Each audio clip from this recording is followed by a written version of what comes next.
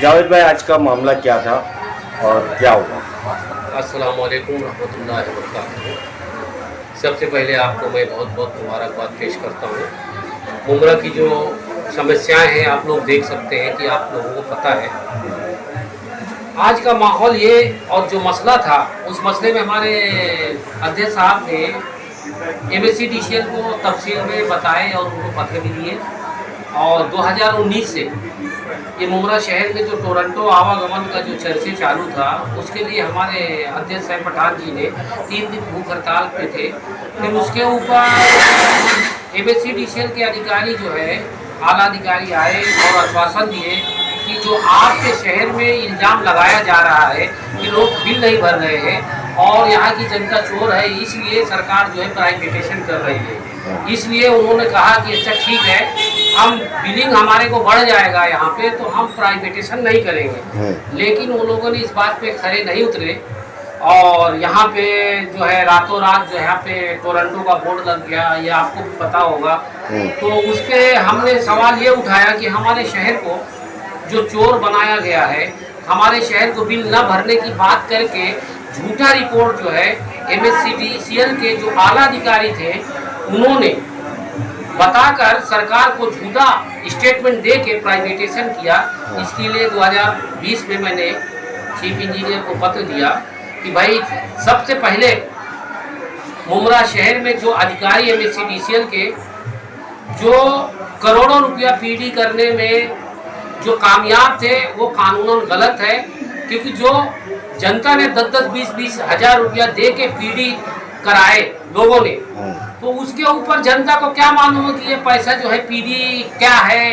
वो तो ऐसा लगता था ये पैसा सरकार के उसमें जाएगी, MSc-DCL में जाएगी, लेकिन वो ऐसा नहीं हुआ, लोगों के साथ खिलवाड़ हुआ। तो उस संबंध में हमने तकरार करते रहे कि हमने भाई जब तक MSc-DCL के अधिकारियों के ऊपर कार्रवाई नहीं होगी, जो करोड़ों रुपया बंगला और बड़ी बड़ी कंपनियां बनाए हैं, जो हमारे शहर को चोर बनाया गया है और चोर बना के ये टोरंटो को थोपा गया है। हम टोरंटो से लड़ाई नहीं लड़ते, वो थर्ड पार्टी है, वो भारतीय है। हम MSc-DCL से लड़ाई लड़े। हमारे साहब पठान जी ने इसकी मुहिम भी इंशाल्लाह चालू कर दिया गया है। वो कुछ बातें हम जो सस्पेंड में रखे हैं जनता को इंशाल्लाह काम करके हम बताएंगे।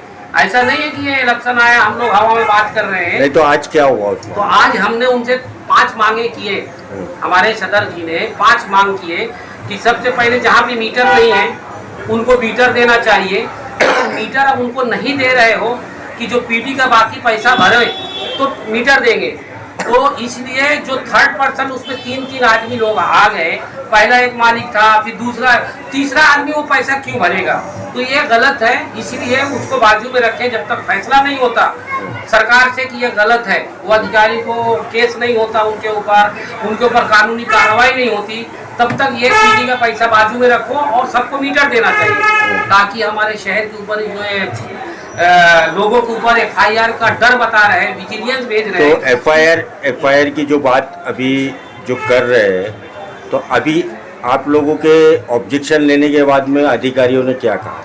देखो ऐसा है, जब तक बच्चा रोता नहीं माँ दूध पिलाती नहीं। आपको पता है यहाँ तो जब जब चुनाव आता है सत्ताधारी वो ये टोरंटो में अभी खेलने टोरेंट ने अभी क्या जवाब दिया है? टोरंटो से हमने बात नहीं की, हम MSc-DCL से बात। MSc-DCL ने क्या जवाब दिया है कि इसको हम लोग आला अधिकारी को भेज रहे हैं और इस पे हम लोग संज्ञान लेंगे और इस पे हम लोग काम करेंगे।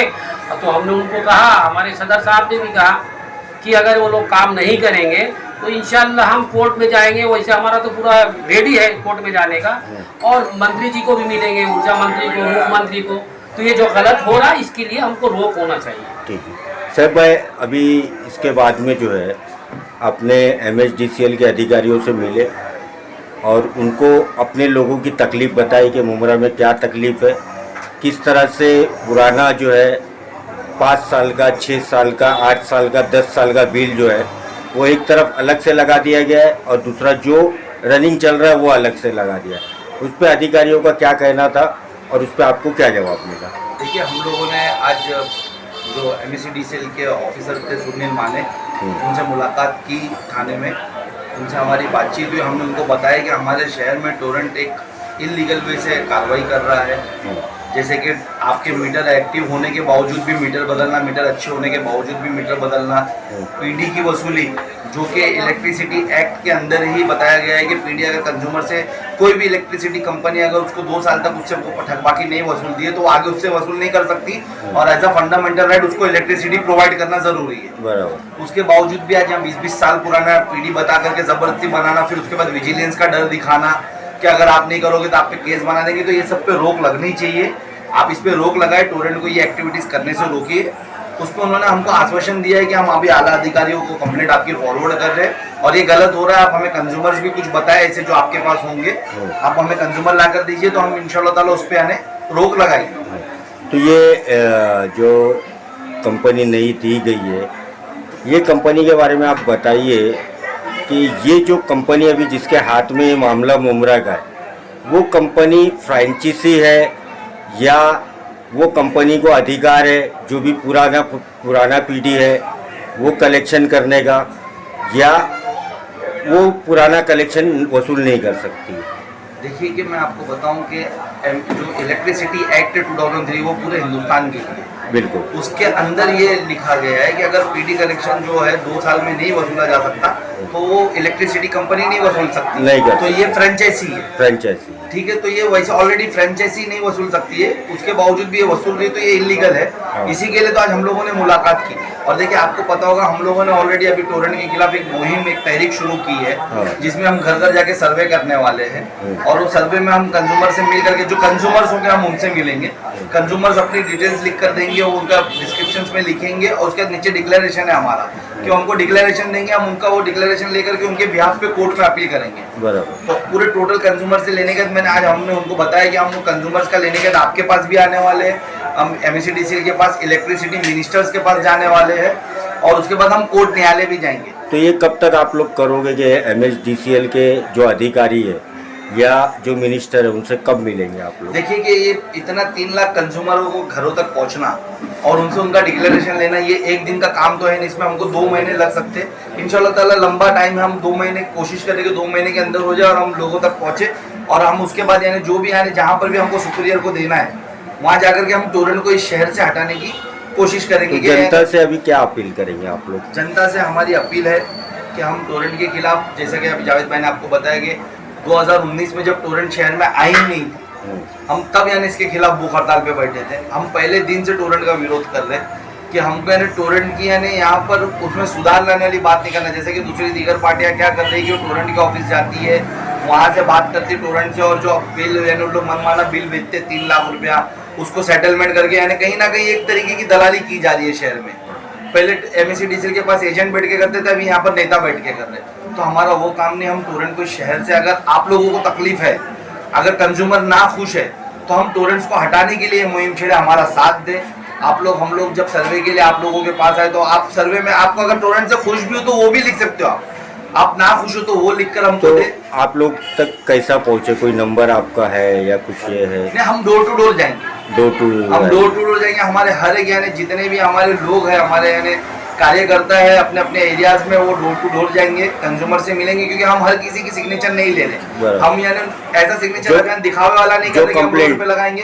हम कंज्यूमर है, कंज्यूमर पूरा फॉर्म है हमारा 15 पॉइंट है, उस पर वो 15 पॉइंट के बाद यानी डिक्लेरेशन वो पूरा फॉर्म फिल करके लेंगे आपसे और हम वो लेकर के आगे कार्रवाई करेंगे। देखिए टोरेंट को हटाना कोई बड़ी बात नहीं है। मैं आपको बताऊं कि 2011 में GTL करके कंपनी थी, जिसे 17 महीने बाद, 20 साल के एग्रीमेंट होने के 17 महीने बाद यही MECDCL ने नागपुर औरंगाबाद से हटाया।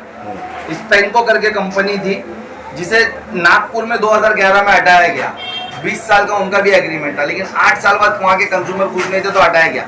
तो एक जो शहर में रूमर्स फैलाया गया है कि टोरेंट को नहीं हटा सकते, 20 साल का एग्रीमेंट है, ये जो यहाँ की सत्ताधारी पार्टी है, क्या पता वो क्यों ये रूमर्स फैला रही है। जैसा कि यानी हमारे इकबाल भारती भाई पत्रकार ने खोला था कि कुछ कमीशन बेसिस पे उनको कमीशन है, वो कमीशन के लिए वो ऐसे रूमर्स फैला रही। तो मैं आवाम को बताना चाहता हूँ कि जब ये सब कंपनी अपने अपने शहरों से हट सकती है, अगर वो कंज्यूमर कुछ नहीं तो हमारे शहर से भी टोरेंट हट सकती है।